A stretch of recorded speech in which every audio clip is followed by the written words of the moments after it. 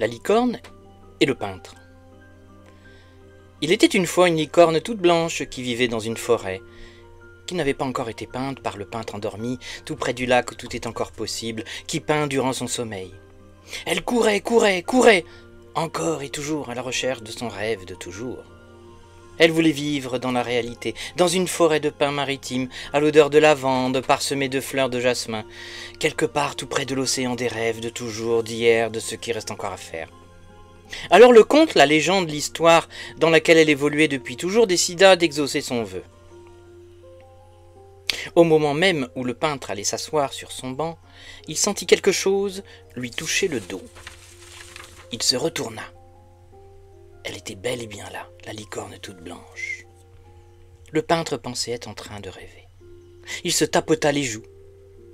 La licorne s'approcha tout près de lui. Il se mit sur son dos.